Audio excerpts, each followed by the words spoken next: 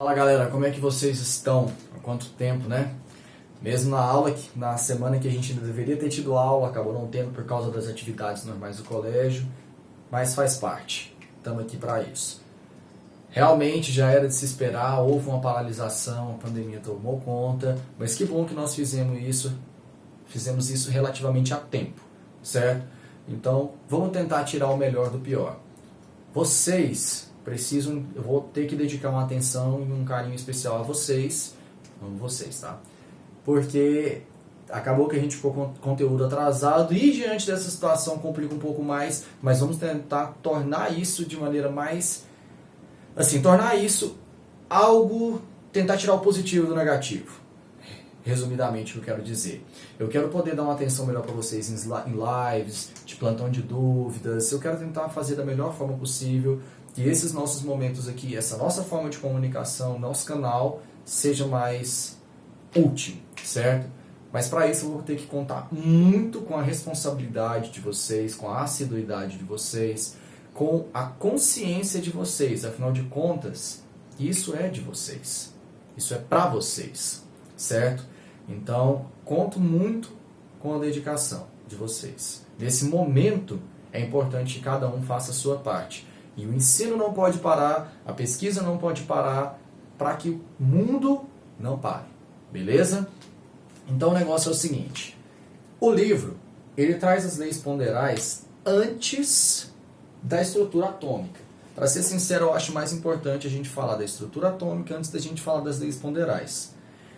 Todo o conteúdo que nós vamos trabalhar aqui agora, ele vai estar abrangendo desde a página 87 até a 95. Então, quem quiser entender um pouquinho mais da história por trás da estrutura atômica, certo? E curiosidades, leiam, vale muito a pena, eu li tudo e é muito bacana. Mas eu vou focar aqui, uma vez que o nosso tempo é limitado e essa forma que não dá pra gente falar tanto, né, para upar os vídeos no YouTube, afins, eu vou resumir todo o nosso conteúdo aqui nas partes mais importantes.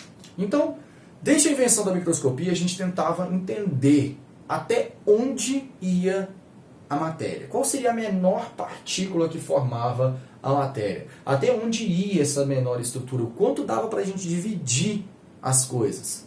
E então eles chegaram à ideia, não era nem visível na época, certo? De que essa menor partícula receberia o nome de átomo.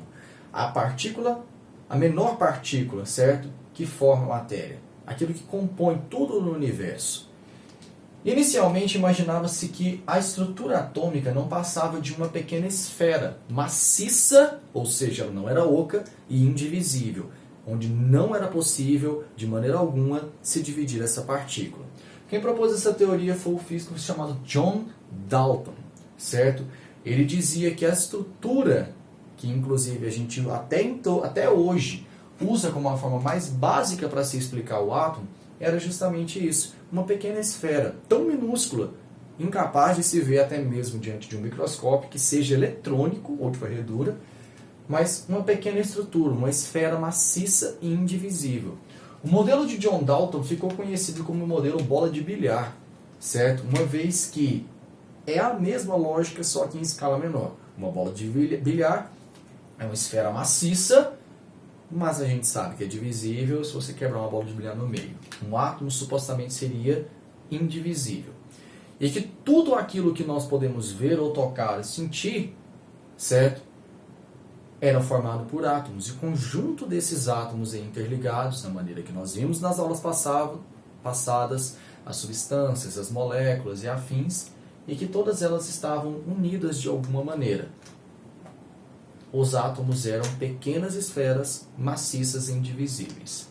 Passa-se alguns anos e o Ernest Thompson, ele descobre que na verdade os átomos eles têm cargas positivas e negativas. E que justamente eram essas cargas que causavam a força de atração entre eles, certo? Essas cargas elas são importantes de serem descobertas porque é o seguinte, não era uma cola. A gente sabia que esses átomos se interagiam e que eles se transformavam. A ideia de Lavoisier de que na natureza nada se cria, nada se destrói, tudo se transforma, já era uma realidade. Mas como então que uma esfera maciça e indivisível se colava uma na outra? Então Thomson descobre então as cargas elétricas contidas nos átomos. Então nós sabíamos então que a interação entre eles vinha na verdade por questões de afinidade. Como todo mundo sabe, os opostos se atraem, os iguais se repelem. Então, se tratando de cargas elétricas, o motivo pelo qual um átomo era capaz de se atrair e se unir ao outro era justamente por causa das suas cargas. Imaginava-se então que um átomo ele era uma estrutura inteira positiva, a carga da estrutura era positiva, e que, espalhados em sua estrutura, existiam pequenas partículas de carga negativa, certo? Ainda não se dava o nome ou termo de próton, nêutron e elétron, só sabia-se que ela era uma partícula que continha cargas positivas e negativas. Esse modelo foi conhecido como o modelo pudim de passas, porque basicamente era uma estrutura maior com pequenas cargas negativas espalhadas por toda a sua estrutura. Porém, o modelo que nós temos até hoje como modelo padrão, certo? É o modelo de Rutherford-Bohr. Galera, esse cara fez um experimento que ficou marcado na história, onde a partir de uma folha de ouro muito fina e um feixe de luz, certo?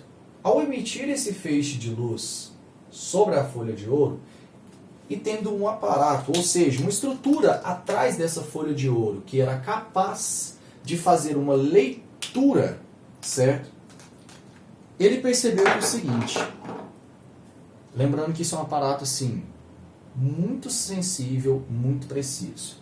Mas o que o aparato na parte de trás conseguiu fazer a leitura é que parte da luz que foi emitida desse feixe de luz atravessava direto e acertava o aparato. E ele fazia então a leitura.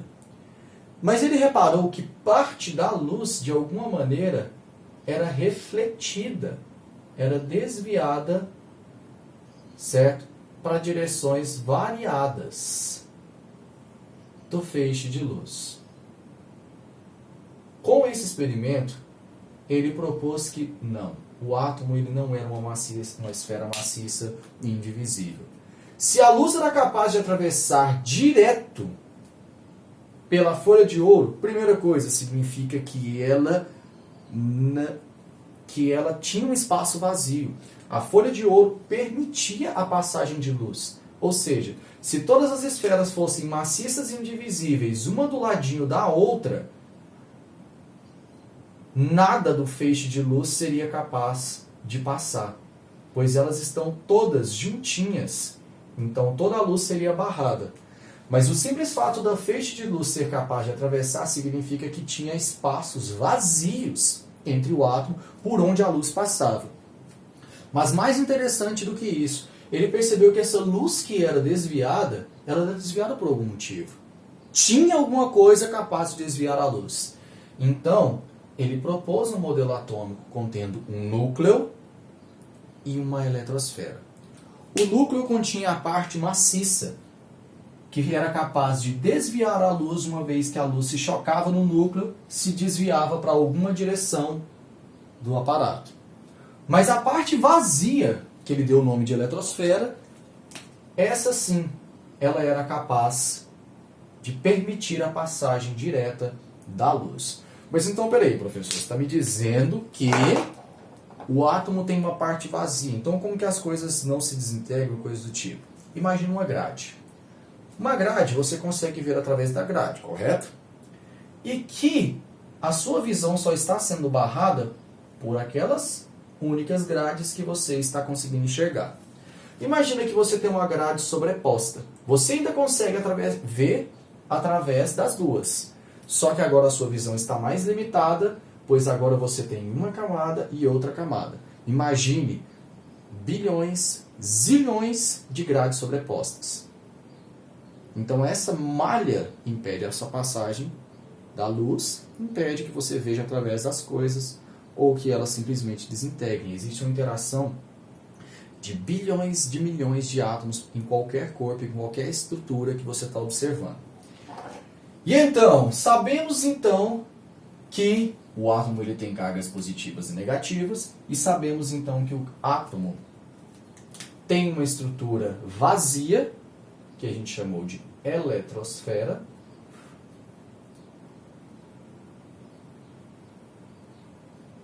e que nós temos uma parte maciça, que a gente deu o nome de núcleo, certo?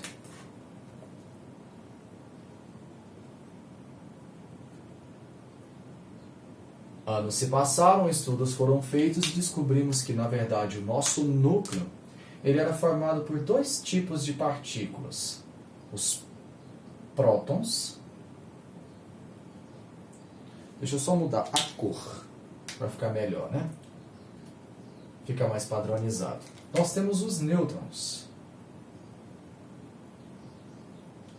Essas são partículas de carga nula, neutra. A grosso modo, eu posso dizer que eles servem de cola para manter os prótons unidos.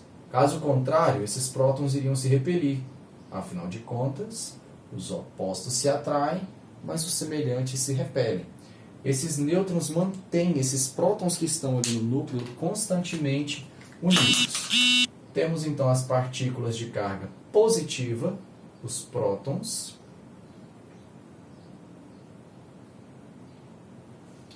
e as partículas de carga negativa, os elétrons.